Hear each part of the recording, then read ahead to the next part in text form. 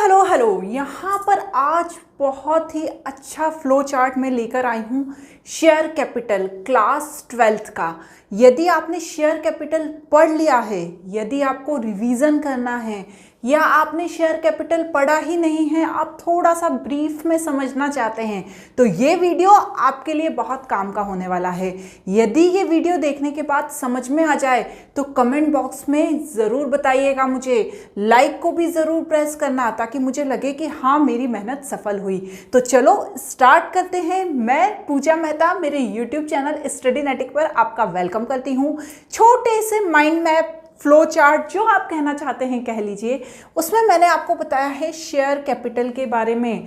बच्चे बहुत डरते हैं क्लास 12 के कि शेयर कैपिटल में बहुत सारी चीज़ें हैं, पर आज इस छोटे से फ्लो चार्ट में हम समझेंगे कि शेयर कैपिटल में आपको पढ़ना क्या क्या है। तो देखो, सबसे पहले शेयर कैपिटल के अंदर हमें कंपनी के बारे में पढ़ना होता है।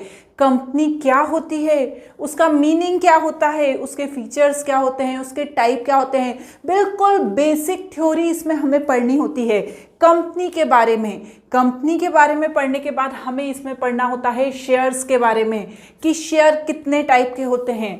2 टाइप के शेयर बताए गए हैं, एक इक्विटी शेयर, एक प्रेफरेंस शेयर। जो इक्विटी शेयर होते हैं वो नॉर्मल शेयर होल्डर होते हैं। यदि फर्म को प्रॉफिट होता है, कंपनी को प्रॉफिट होता है तो इन्हें बोनस दिया जाता है, इन्हें पैसा दिया जाता है। लेकिन जो प्रेफरेंस शेयर होल्डर होते हैं उन्हें चाहे कंपनी को लॉस हो प्रॉफिट हो, उससे उन्हें कोई मतलब नहीं होता।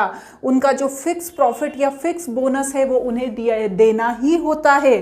सेकंड के बाद है थर्ड, हमें इसमें पढ़ना है शेयर कैपिटल के बारे में कि शेयर कैपिटल क्या होती है। तो देखिए, ऑथराइज कैपिटल पढ़नी है, issued capital, subscribe capital, called up capital and paid up capital. Authorise capital का मतलब ये होता है जब कोई कंपनी स्टार्ट होती है तो वो अपने माइंड में रखती है कि वो 100 करोड़ से अपना बिजनेस स्टार्ट करेगी, तो वो क्या कहलाती है, ऑथराइज कैपिटल होती है।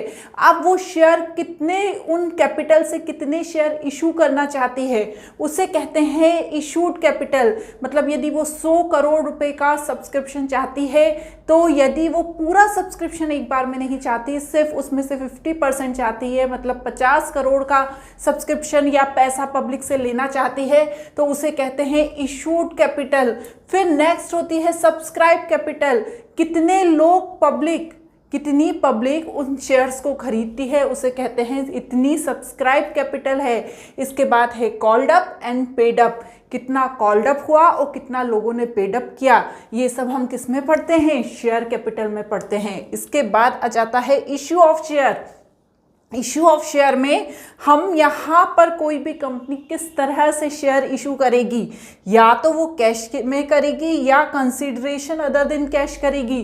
कंसीडरेशन अदर देन कैश का मतलब ये है कि वो शेयर देगी लोगों को, लेकिन उसके बदले पैसा नहीं लेगी, उसके बदले कोई एसेट ले लेगी, कोई बिल्डिंग ले लेगी, कोई लैंड ले लेगी। लेकिन यदि वो फॉर कैश करती है तो उसमें भी 2 तरह से पैसा लेती है, या तो एट पार पे या एट प्रीमियम पे। एट पार पे का मतलब ये होता है कि यदि 100 रुपीज़ का एक शेयर है तो वो पूरे के पूरे 100 रुपीज़ ले लेती है। लेकिन यदि वो एट प्रीमियम पे करती है तो यदि 100 का शेयर है उसे वो एट प्रीमियम पर 120 में भी इशू कर देती है। ऐसा क्यों होता है, लोगों की गुडविल के कारण, साख के कारण, लोगों गुडविल के कारण भी ज़्यादा रेट पर शेयर्स खरीद लेते हैं। यदि आपके पास आएंगे मुकेश अंबानी और वो आपको प्रीमियम पर भी यदि शेयर ऑफर करेंगे तो आप उसे खरीदेंगे ना। अब देखो, इसमें नेक्स्ट आता है फॉरफिटेड शेयर। जब कंपनी शेयर इशू करती है तो सबसे पहले वो जरूरी नहीं है कि एक बार में 100 रुपीज मांग ले, हो सकता है वो टुकड़ों में पब्लिक से पैसा मांगे। एप्लीकेशन पे वो मांग ले 30 रुपीज, अलॉटमेंट पे भी मांग ले 30 रुपीज और फर्स्ट एंड फाइनल कॉल पे मांग ले 40 रुपीज। तो अब क्या होता है, कभी कभी जो शेयर होल्डर होते हैं वो एप्लीकेशन का पैसा चुका देते हैं, अलॉटमेंट का पैसा चुका देते हैं, तो फर्स्ट एंड फाइनल कॉल का नहीं चुका पाते, उनके पास पैसे नहीं होते, भूल जाते हैं, जो भी रीज़न है उसका पैसा नहीं चुका पाते। तो जो उन्होंने ये 30 और 30 एप्लीकेशन और अलॉटमेंट का पैसा चुका दिया है उसे कंपनी अपने पास रख लेती है, और जब उसे कंपनी अपने पास रखती है तो उन्हें क्या कहा जाता है, फॉरफिटेड शेयर कहा जाता है। इसके बाद आता है call in arrear and call in advance.